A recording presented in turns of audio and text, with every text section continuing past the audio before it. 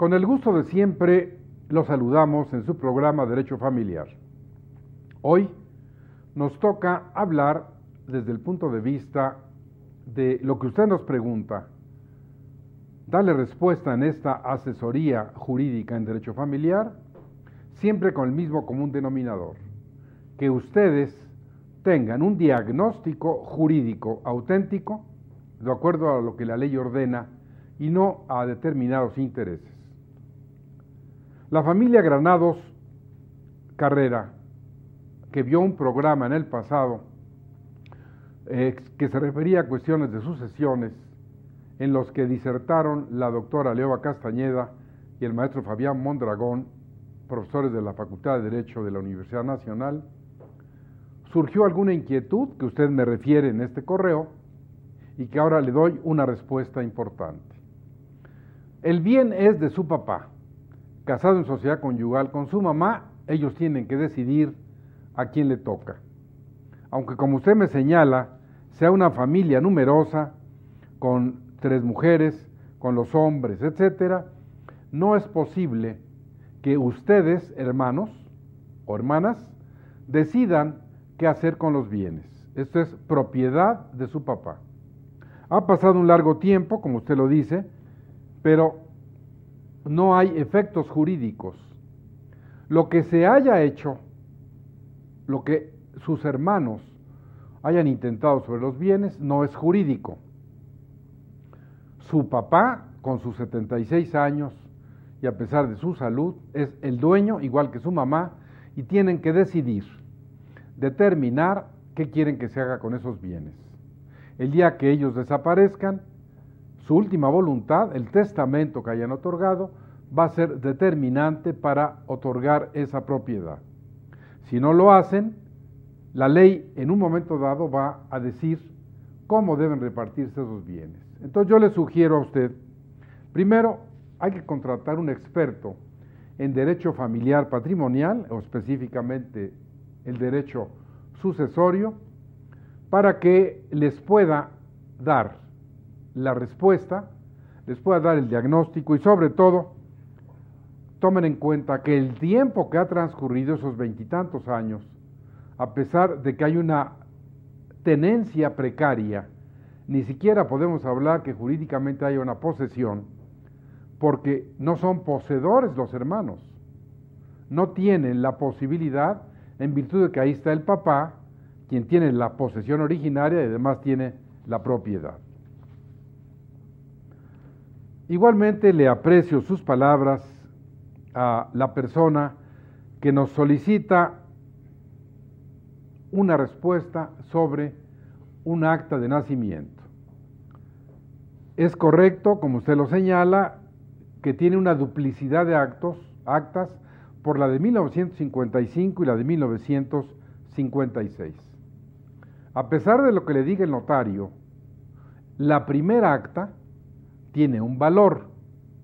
Usted puede, a través de un juicio en jurisdicción voluntaria, darle validez a esa primera acta, donde está su nombre, donde están sus datos, y con esa información ad perpetuam o testimonial que se va a llevar ante un juez, él va a determinar que esa primera acta, la de 1955, es la correcta, es la adecuada, porque de otra manera usted con 2 actas va a tener un problema serio, como ya nos lo señala en cuanto al sistema de administración tributaria, lo del seguro social, y entonces yo le sugiero que contrate a un experto, porque aparentemente estas son cuestiones fáciles, lo son, pero uno no puede ser abogado de su propio problema, como tampoco puede ser médico de su propia enfermedad.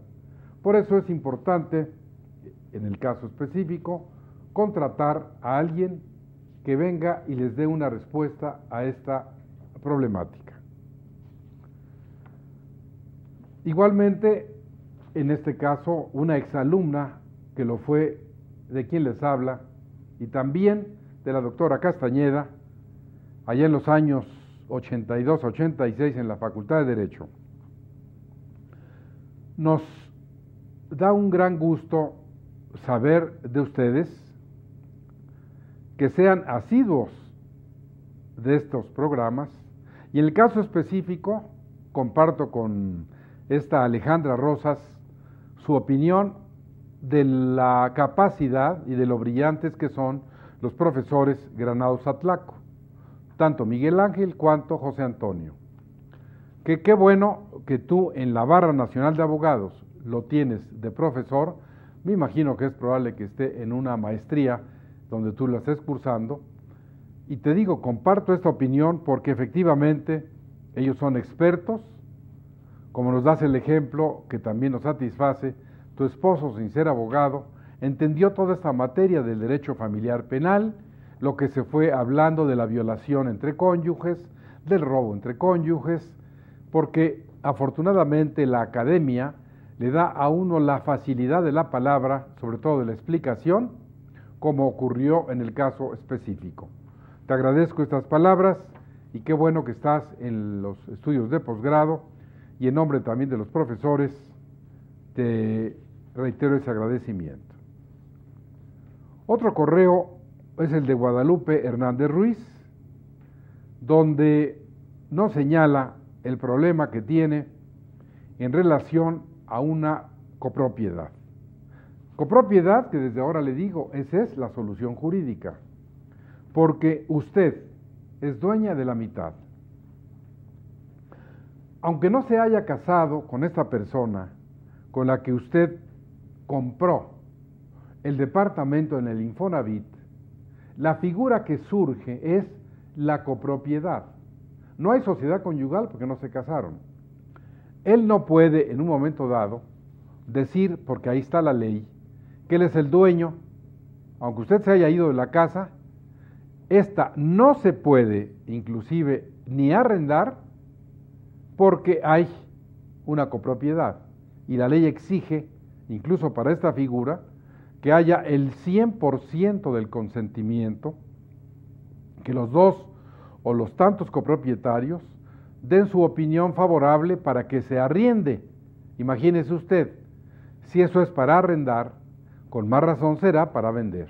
Entonces, en el caso específico, le sugiero hacer acopio de recursos, contratar a un experto en derecho familiar, que además sepa derecho civil, y este es un problema que se reduce a lo que le he señalado. Usted no está obligada a permanecer en la indivisión. Si no hay un arreglo, se puede vender. Es más, hay derechos sobre el departamento que en un momento dado pueden ser objeto de una compraventa. Entonces, aunque el señor le diga que él es el dueño y que va a hacer lo que quiera, jurídicamente no es posible. Entonces, le reitero nuestra asesoría para vender legalmente. Asesórese de un experto y seguramente le va a resolver este problema en la forma más conveniente. Les agradezco estos correos, en algunos sus palabras son muy satisfactorias, hago extensivas sus felicitaciones al equipo que hace posible este programa, a quien lo dirige, a quien dirige las cámaras, obviamente a las maquillistas y a todas las personas que usted no las ve, pero que hacen posible que esta sea una realidad. Que nuestra palabra llegue hasta su casa, que le demos una respuesta, porque aparentemente a veces el derecho familiar se complica, pero recuerde, la imaginación es más grande que el conocimiento. Y usted allá en su casa se imagina que es una callejón sin salida, nosotros tratamos, como en este caso, de darle una respuesta. En el caso concreto, me apena mucho decirlo, pero a veces las instituciones de carácter público, sean del DIF, locales o nacionales, por alguna razón no tienen los expertos adecuados para dar la orientación adecuada, como ocurrió ya en este caso de Aarón y Salgado, en el que le dijeron que no es posible, en este caso, hacer nada. Yo le doy desde ahora una respuesta que incluso usted va a ganar el juicio. Si bien le dijeron que las mujeres, que usted no es mujer, que la cuestión de la investigación de la maternidad se va a hacer solo en mujeres, y que así se lo insinuaron, es una ignorancia crasa. La investigación de la paternidad o de la maternidad tiene hoy las mismas características. La prueba del ácido desoxirribonucleico, por sus iniciales ADN, se puede realizar en saliva, en semen, en cabello, en una biopsia y en un momento dado con las muestras del presunto padre, de la presunta madre y del presunto hijo o hija, de quien se quiere saber si es el hijo o si es el padre. La respuesta jurídica, la respuesta de la biología molecular es determinante. 0.2109 es el margen de error que usted va a encontrar, y usted, como padre de esta niña, tiene derecho, escúcheme bien, a intentar un juicio de investigación de la paternidad. Al margen de que ella se quiera llevar a la niña a Guadalajara o a cualquier otra parte, usted, a la brevedad, debe contratar un experto, intentar el juicio de investigación de la paternidad, que además en el caso concreto, presumo, porque no me lo dice usted en el correo, que la niña esté registrada a nombre de los dos. Eso sería todavía una prueba más a su favor. Pero aún si no fuera así, y hay la sospecha, la presunción de que usted es el padre y usted tiene la certidumbre, lo que habría que hacer es contratar a un experto, acudir a los juzgados familiares, si esto es en el Distrito Federal o en cualquier estado de la República, para que a través de este juicio se pueda en un momento dado resolver lo que es más conveniente para que usted siga viendo a su hija, para que usted, que además pasa una pensión, siga ejerciendo esta patria potestad que en un momento dado no la ha perdido. Usted no tiene por qué estar en esta situación y en un momento dado este juicio le va a permitir reunirse con su hija, ver su desarrollo y su mejor bienestar. Gracias a Susana García Aguilar, que nos habla de esta cuestión, de este intestado, y me hace casi un cuestionario que pudiera ser a título de suficiencia, en el que vamos a contestarle cada una de las múltiples preguntas, donde, como ella dice, le interesa arreglar el intestado de la casa de su mamá, y entonces, la que falleció en el año 2000, en febrero, han pasado 11 años y es momento de dar respuesta a varias interrogantes. 10 hermanos, 9 casados, 5 separados, no divorciados, un soltero y su papá de 86 años. Es toda una emulación de 100 años de soledad frente a todo este personaje, frente a todas estas situaciones que usted describe y que finalmente, concretamente usted pregunta, por ejemplo, ¿se puede basar en un artículo de la ley, que dice que las acciones reales se ejercen en 10 años y las personales en 5 años? No, porque en el caso específico del derecho familiar son imprescriptibles. Esta es una figura que merece que yo le dé a usted una explicación más grande, que vaya hasta el derecho civil, por lo que vamos a ir a una pausa y regresamos en un momento con ustedes para darles estas respuestas.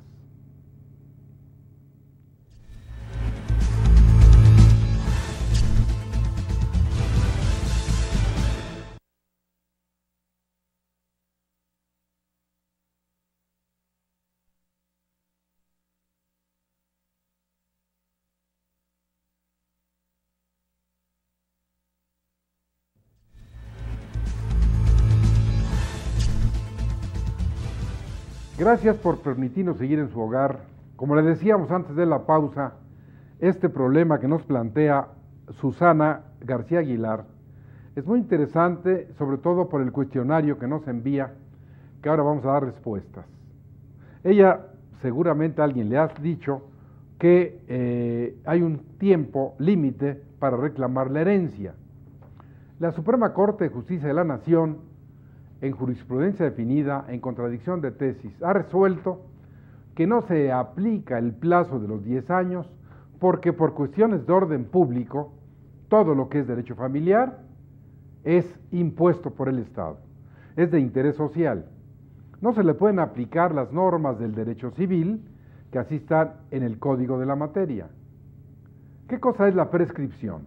Mire usted, la prescripción es una figura jurídica que en el Código Civil, por deformaciones, por ignorancia, se le ha dado el enfoque bilateral de que hay prescripción positiva para adquirir derechos reales y negativa para liberarse del cumplimiento de obligaciones.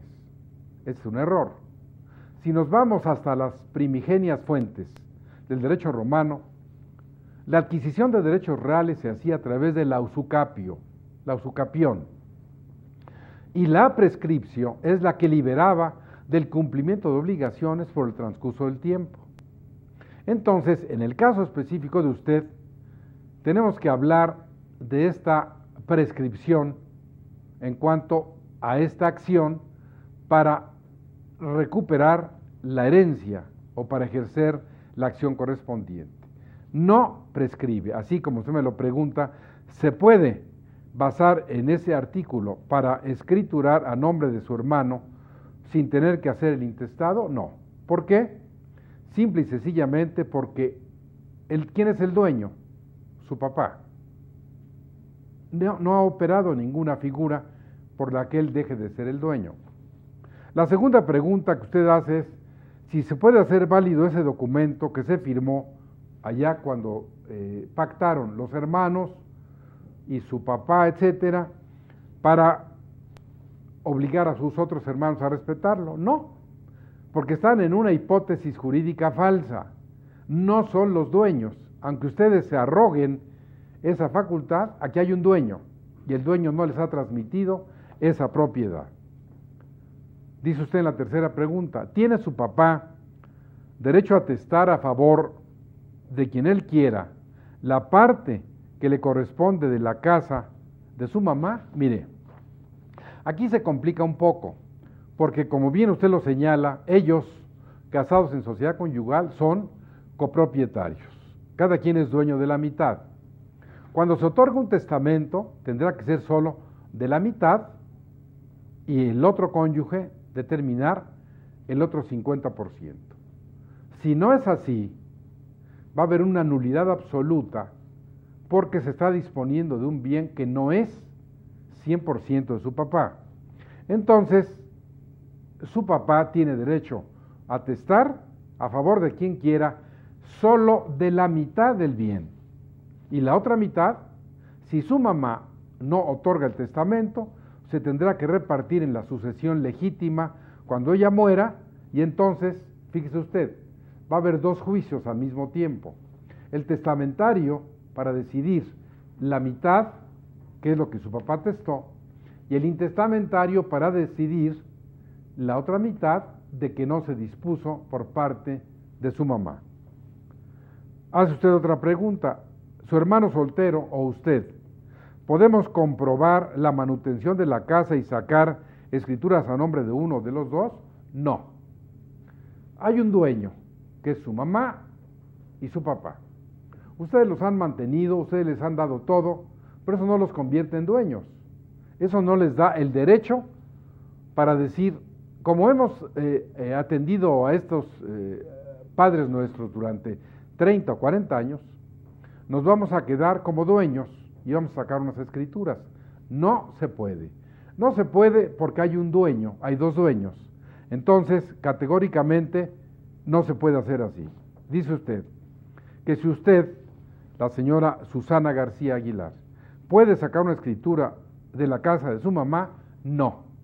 Quisiera decirle que sí, pero tampoco, por la misma ratio iuris, la razón jurídica que dice que hay que respetar el derecho de propiedad, el que tienen su mamá y su papá, y en consecuencia, yo creo, salvo la mejor opinión de un tercero, que ustedes deben contratar a un experto que sepa derecho familiar, derecho civil, derecho sucesorio, no un abogado milusos o un abogado todólogo, que en un momento dado puede saber civil y no saber familiar, o saber familiar y no saber lo elemental de civil.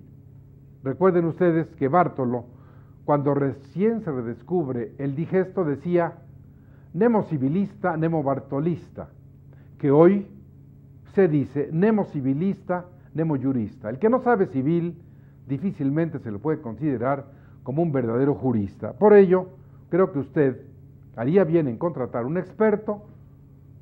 Vale la pena el conflicto de derecho familiar, el conflicto económico, lo que está en juego, por bien de la propia familia. Gracias por sus palabras a esta Laura Monroy Martínez. Esta es nuestra respuesta. Como siempre, nos estimula. Por eso es importante esa sugerencia que en su momento hizo nuestro director del canal judicial, el licenciado Enrique Rodríguez Martínez, que pudiéramos una vez al mes dialogar con ustedes, hacer como visible esto a través de la televisión, que usted nos permita llegar hasta su hogar y aquí en este tete a tete decirle, esta es la respuesta, esta es la manera en que el derecho familiar le da una respuesta, y como siempre, con la jurisprudencia, con la contradicción, con la gran preocupación de la Suprema Corte de Justicia de la Nación, que con renovados esfuerzos y bríos siempre sigue señera, siempre sigue dando respuestas para ustedes en esta materia de derecho familiar. Y así ocurre precisamente en el caso de usted. ¿Qué va a ocurrir con esta hija con la que usted que usted tiene esta niña, y de ese padre irresponsable, que además es muy común amenazar y decir, no veo por la niña, no voy a hacer lo que debo, pero ten cuidado, porque en un momento dado, y esta normalmente es una amenaza del hombre hacia la mujer, si no haces esto o no haces aquello, cualquier día te quito a la hija. Y usted concretamente nos pregunta qué puede hacer para el caso específico, para que no venga un día el señor y diga, efectivamente soy la hija porque la reconocí, está registrada, entiendo esta cuestión en la que usted vivió un tiempo, se dio el concubinato por su soltería, no se casaron, pero hay una realidad jurídica, hay una familia integrada por usted con su hija y una responsabilidad jurídica para él, aun cuando no esté presente en la propia familia. Recuerden ustedes que les he dicho que en México, a raíz de las diferentes reformas que se han hecho, primero aquella de 1974, cuando el constituyente determinó en el artículo 4 que el Estado tiene la obligación de proteger el desarrollo y la cuestión de la familia, se habló siempre de una familia, la monogámica, la monoparental, la familia tradicional, y no había la posibilidad de reconocer otras. Pero ¿qué ha ocurrido con el devenir del tiempo? Recientemente, incluso el Senado de la República, por unanimidad, ha hecho reformas trascendentes en la Constitución. Ha modificado 11 artículos de la Constitución, entre otros el primero, el tercero, el cuarto ya lo mencioné cómo está. Igualmente ha modificado el artículo 15, el 18, el 102, el 105, pero de estos quisiera poner el acento en el artículo 29. El nuevo artículo 29 constitucional agregó a lo que tenía esa hipótesis de que en tiempos de guerra el ejército sale del cuartel y en tiempos de paz debe estar ahí, tema que no vamos a tocar, pero usted y yo vivimos todos los días esta inseguridad y clamamos porque ya sea de otra manera. Pero en este artículo 29, el primer párrafo de los 4 que se agregaron, ahora se refiere específicamente a la familia, al derecho familiar. Se refiere a la protección de los niños, la protección del nombre y algo fundamental, que no existía en la Constitución con esa expresión de claridad. Derecho a la vida. El nuevo artículo 29 constitucional protege la vida desde el momento de la concepción. Hoy, este principio es fundamental porque está relacionado con la familia. En su momento, y recuerde que está actualmente en ubicación, está en trámite, el que el 50% más uno de las legislaturas locales aprueben esta reforma para que con plenitud esté en vigor en un lapso muy breve. Entonces, hecha esta reflexión, vuelvo a lo que le decía yo antes, y en el caso específico, la respuesta a su problema, a Laura Monroy Martínez, es intentar un juicio de pérdida de la patria potestad contra el padre. ¿Por qué? Se dan muchos supuestos: el abandono, no dar la pensión alimenticia, estar en las circunstancias tan graves en que se encuentran. Y además, si usted contrata a un verdadero experto, podrá, además de el juicio de pérdida de la patria potestad, porque sobran argumentos de acuerdo a lo que usted me dice, intentar que se le garantice una pensión alimenticia. Pero además, si usted no trabaja, si usted no tiene recursos, esta pensión alimenticia también tendrá que ser a cargo de él. ¿Y qué va a ocurrir? Imagínese, qué sabia es la ley. Usted no cumple con sus deberes, usted voluntariamente no se somete a la ley lo somete. Y el derecho familiar es precisamente eso, orden público, es imposición de normas, donde contra la voluntad de usted, con su voluntad o la de terceros, la ley se impone. La norma, en un momento dado, va más allá de la autonomía de la voluntad, porque así lo ha determinado nuestro máximo órgano jurisdiccional. Todo el derecho familiar, y si usted duda, consulte el artículo 138 ter del Código Civil del Distrito Federal, y que esto es vigente en todo el país, de cómo el derecho familiar es un conjunto de normas de orden público que se caracterizan porque son impuestas por el Estado y que la familia y sus miembros tenemos que aceptar sin protestar. Esto no es derecho civil, señores, es derecho familiar que requiere precisamente que se cumpla. No son obligaciones donde hay un sujeto activo y uno pasivo, un deber jurídico y un objeto. Son deberes jurídicos cuya naturaleza es ser impuestos por el Estado de manera unilateral, a veces con su voluntad, como en este caso, contra su voluntad, precisamente porque el derecho familiar es eso, orden público. Ojalá que a Laura Monroy esto le sirva de alguna manera, contrate usted a un experto y seguramente podrá resolver este problema en forma más importante para usted y para su hija. Tenemos otra pregunta de la señora Gwendolyn Santoyo, quien nos pregunta sobre una cuestión eminentemente jurídica, que con mucho gusto le damos una respuesta. No plantea una duda, sino quiere saber cuál es la diferencia entre medidas provisionales y medidas precautorias. Precisamente, checando el Código de Procedimientos Civiles, esto, como usted a tiempo me lo hace saber, cambiaba yo impresiones en su momento con la doctora Lioba Castañeda y precisamente me daba la orientación de esto y me decía, bueno, específicamente, cuando se presenta una demanda de divorcio, por ejemplo, el juez de oficio, y esto incluso le implica al juez una responsabilidad si no lo hace, debe tomar las medidas provisionales. Por ejemplo, si usted va y le dice, estoy en una situación grave, aun cuando ahora, con esta aberración jurídica de la solicitud de divorcio unilateral, pero ¿Que esta aberración jurídica vale en todo el país? No. Hemos exagerado, y lo hemos hecho en este programa también, y queremos enmendar esa exageración. El Distrito Federal no es el país. El Distrito Federal es solo una entidad.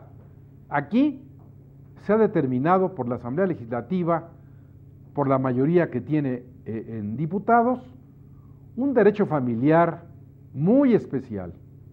Un derecho familiar que del año 2000, que de haber sido el más adelantado en el mundo, hoy, en esta etapa en la que les hablo, tenemos aberraciones gravísimas, de las que ya he hablado antes.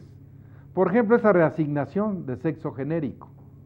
Usted se siente mujer, pero sigue siendo hombre, vaya y le dan una nueva acta.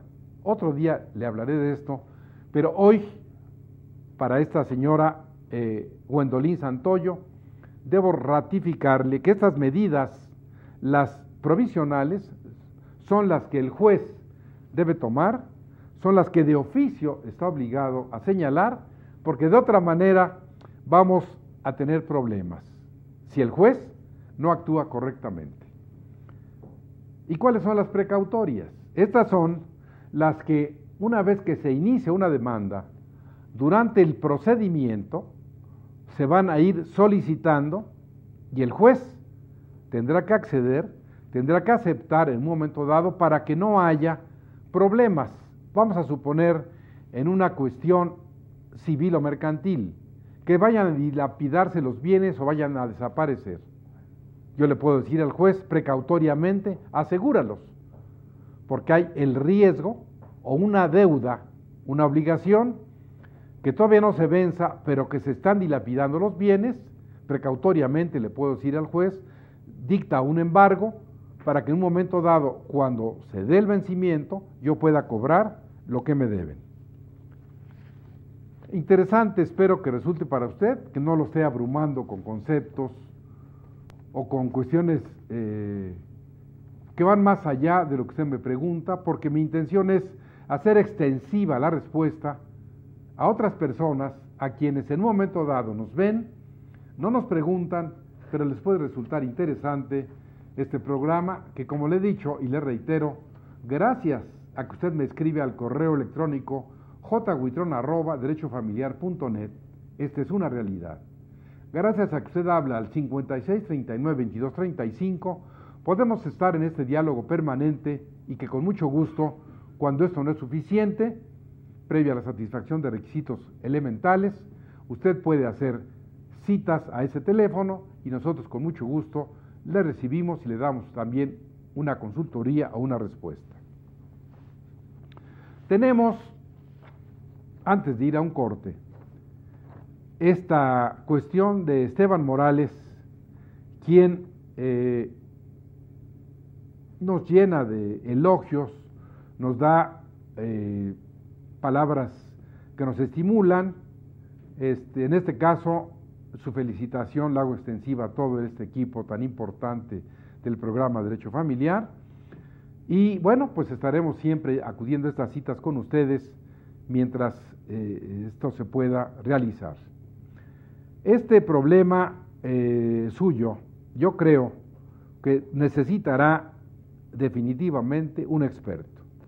Un experto porque esto que involucra a la compañía Antonio Aguilar de películas, me lleva a hablar con ustedes de un tema poco tratado, que son los derechos humanos, subjetivos fundamentales de la persona física jurídica. ¿Qué significa esto? Usted sabe que las personas cuando nacen con tres atributos fundamentales: el nombre, el domicilio y el estado. El nombre porque incluso unos antes de nacer ya lo tenemos, y evidentemente todos tenemos un nombre. Incluso hay obligación del registro civil o registro del estado familiar, donde esto sea vigente, de poner un nombre a personas desconocidas, porque todos deben tener un nombre y apellidos. Un domicilio, porque la ley va al extremo incluso de que si no tiene uno fijo, el lugar donde se encuentre. Y como todos tenemos un lugar, por eso cuando nacemos tenemos un domicilio y un estado familiar. Es decir, usted desde que nace es o hijo, o es adoptado, o después es casado, viudo, divorciado, soltero, pero tiene un estado familiar, que tradicionalmente se le llama civil, pero que en realidad no es el estado de ciudadano extranjero, sino el estado familiar. ¿Y qué ocurre con los derechos de la personalidad?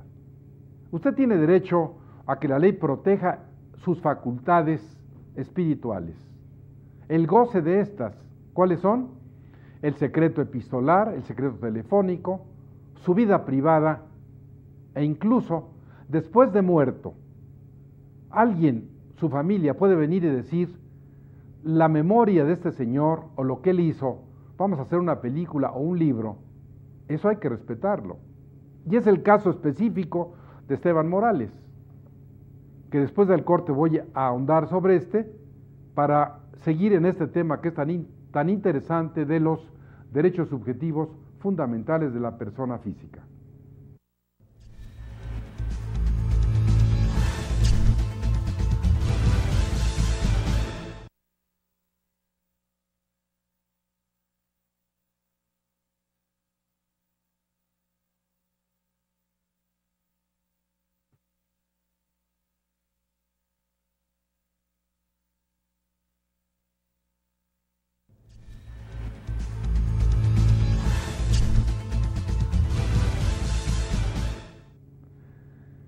Estamos hablando con ustedes sobre estos derechos subjetivos fundamentales de la persona física jurídica y precisamente, decía yo, estos derechos a su respetabilidad, a sus secretos, a su dignidad, a su vida privada, ninguna persona tiene derecho de vulnerarlo. Incluso la ley señala sanciones por daño moral para que éste sea reparado en las mejores circunstancias.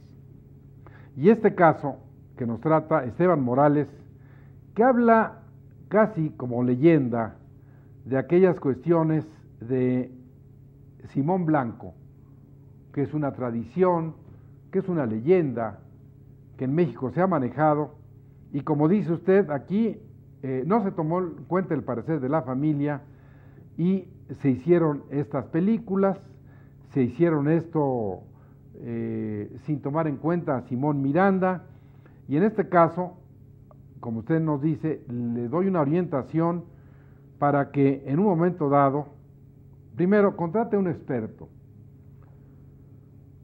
Derecho a la imagen, como decía yo, es que se respete. Precisamente entramos a los derechos subjetivos fundamentales que protegen el cuerpo, que protegen su derecho a determinar lo que usted quiera hacer con él, su cara. Es posible que los medios masivos de comunicación saquen su fotografía y le pongan a usted un pie de grabado que lo ofenda. No. Y si lo hacen, se hacen acreedores a una sanción. ¿Qué ocurrió recientemente con esta película que usted ha visto, de este presunto culpable, donde ha habido una serie de resoluciones hasta chuscas, que en un momento dado se ha pretendido precisamente proteger estos derechos y todavía no se llega al fondo? Seguramente la Suprema Corte en un lapso breve dará una respuesta fundamental, porque están en juego estos derechos subjetivos fundamentales, el derecho a la imagen. ¿Es correcto lo que se hizo en esta película? ¿Está mal? ¿Qué puede ocurrir si las audiencias son públicas y esto se sigue difundiendo? ¿Qué puede ocurrir con casos de personajes en que sean sacados en la televisión o en los medios impresos o en cualquier red social sin su consentimiento? Por eso es tan importante que en este caso usted contrate un experto, intente una acción, como se le ha señalado, y probablemente tenga éxito.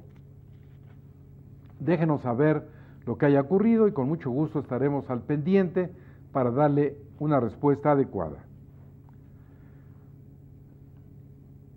En este caso me voy a referir a César Arteaga Vega, que oyó hace ya un tiempo, hice yo algunas grabaciones en estaciones de radio, que por lo que veo ahora estas se han seguido repitiendo, no tienen la actualidad del programa de la televisión, pero como usted dice, le tomo la palabra para enviar unas preguntas que yo con mucho gusto le puedo contestar y darle respuesta a estas. Usted se perfila como un jurista, incluso me da mucho gusto que nos haya consignado esta tesis aislada de la Corte, donde se ha resuelto sobre los menores en lo que se refiere al cambio de domicilio, en que el que tenga la guarda y custodia decide unilateralmente irse, como es el caso específico de esta persona, en la que incluso usted da una pensión alimenticia muy importante, el 30% de lo que recibe como salario, es una pensión muy considerable, son 8,000 pesos, y en un momento dado que ella, que nuevamente está en una situación de embarazo, a pesar de que sigue casada con usted, tiene la intención de irse a vivir a Guadalajara, y entonces, ¿qué se puede hacer? Usted podría, a través de la vía incidental, porque ya se inició una acción, intentar un cambio de guarda y custodia. ¿Qué significa esto? Si ella tiene la guarda y custodia y los dos ejercen la patria potestad, que usted pueda en un momento dado tener permanentemente la guarda y custodia de su hijo, de 11 años, y que ella lo vea.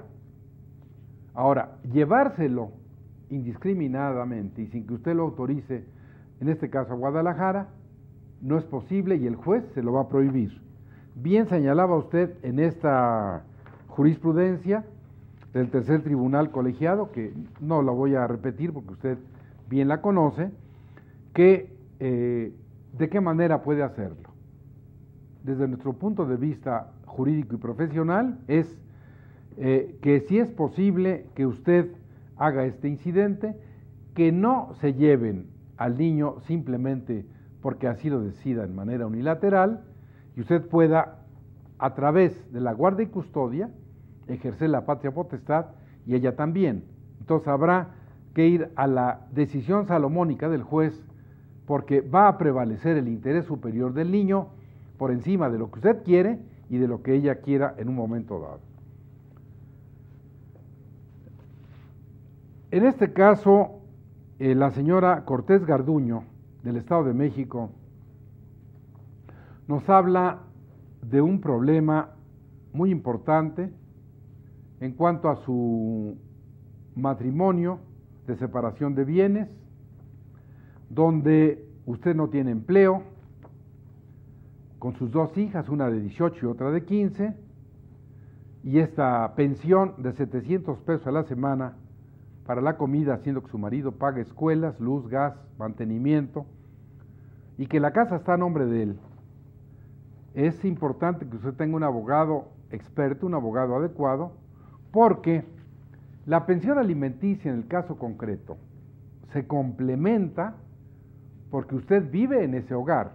Imagínese, si el señor la saca y usted no tiene a dónde irse a vivir, con 700 pesos no va a poder pagar renta y comida y todo lo demás. Entonces, en un incidente o en una cuestión fundamental, y máximo que usted señala este fraude alimenticio porque no se informa en forma correcta, adecuada, lo que él gana, habrá que probar. Recuerde que quien no tiene la prueba de un derecho, tiene la sombra de un derecho. Entonces aquí su abogado debe hacer una investigación y probar a través de las declaraciones fiscales cuáles son los ingresos reales, cuál es la situación de verdad que está ocurriendo, porque si bien la casa está a nombre de él, usted tiene que estar a lo que diga el juez. No puede prejuzgar desde ahora en que usted va a perder. De ahí la importancia de que su abogado esté al pendiente, de que el abogado esté siempre presente, esté en las mejores condiciones para que en un momento dado usted reciba lo que merece de acuerdo con la ley. Entonces, yo considero que la sentencia va a ser fundamental, pero que usted esté asesorada por una persona en la mejor forma. Ahora vamos al correo de María Isabel Rey Ávila. Antes que todo, le agradezco que nos vuelva a escribir. No es ninguna molestia para su servidor leer sus líneas, lo hago con mucho gusto. Y como ahora entramos en esta interrelación, aunque no tengo el gusto de conocerla, por lo que le han dicho, que difiere de lo que yo le he señalado.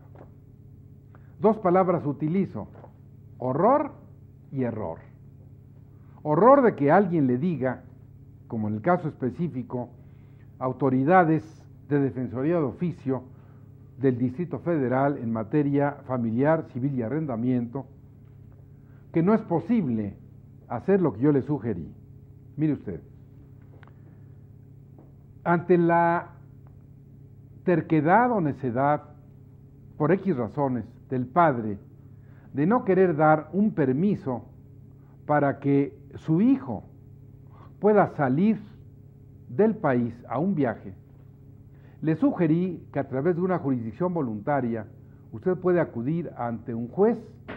Hay que contratar un abogado experto y demostrarle las razones por las que el padre biológico no autoriza, como no sea la de molestar, para que ese niño salga, pueda tener un pasaporte y pueda en un momento dado viajar con usted, incluso si el niño está permanentemente con usted. Si en estas oficinas le dicen a usted que esto no es posible y la remitieron a estas hipótesis tan absurdas de decir que usted lo que puede es pedir la pérdida de la patria potestad, y le dicen porque no pagó 90 días la pensión, porque es violencia contra el menor, porque es abandono del menor, es absurdo. Usted no planteó eso, o cuando menos a mí no me lo dijo. Usted lo que quiere es simple y sencillamente poder sacar a su hijo a un viaje y no tiene el permiso que exige Relaciones Exteriores para el pasaporte. Entonces, es importante contratar al experto que sepa derecho familiar, que sepa civil, que sepa de lo que estamos hablando y en un momento dado usted pueda resolver esto en las mejores condiciones. En este correo que usted me envía, le señalo precisamente que el juez sí puede autorizar a que esto se dé, a que esto se pueda hacer y en un momento dado resolver el problema. Dice usted, yo no sé qué pensar ni qué hacer, que confiaba en la Defensoría del Distrito Federal. Pues busque en la asesoría, busque la orientación adecuada, porque en un momento dado esto es lo que a usted le va a permitir resolver ese problema. Entonces, yo le digo a usted, es muy importante que en un momento dado usted pueda resolver este problema y tengo todavía otros varios correos de personas como el de Gabriela Ranzazú. Le doy las gracias por sus palabras, es muy satisfactorio escucharlas. Igualmente a Fernando Rubí León, quien también nos manda su felicitación. Por otro lado, de Carlos Castañeda, a quienes les pediría yo que me ampliaran un poco más su información. Estamos en los límites del programa. Igualmente quiero mencionar a Luz Patricia Sámano Cortés, quien ya en el pasado nos ha escrito, a Silvia Sánchez, porque todos ustedes, como les decía, hacen posible que este programa sea una realidad. Les puedo afirmar categóricamente que es, en la televisión mexicana, el único programa de ayuda social, de apoyo a usted como familia, sea cual fuere su situación social, económica, cultural, las puertas de la Suprema Corte de Justicia de la Nación están abiertas a través de este programa para darles a ustedes la respuesta más adecuada, para decirles con honestidad qué es lo que la ley opina, en qué situación está actualmente la Corte. Incluso ya en el próximo programa hablaré de esta cuestión que alguien me preguntaba y que lo dije en algún programa, cómo la Suprema Corte ha prohibido que se realicen pruebas psicológicas a los menores con base en los convenios internacionales de protección de los niños, porque se le puede causar un daño irreparable. Por hoy quiero darles a ustedes las gracias, reiterarles que porque usted nos ve, porque usted nos escribe, porque nos habla, sentimos este estímulo, esta motivación para siempre acudir a esta cita que estamos seguros usted atiende con esa misma vehemencia, con esas ganas, y díganos a quién quiere ver, a quién quiere escuchar, qué personas quiere saber en este programa, y como le dijimos en el pasado, estamos como siempre a su disposición. Escríbanos y le reiteramos esta presencia nuestra. Nos veremos en el próximo programa de Derecho Familiar.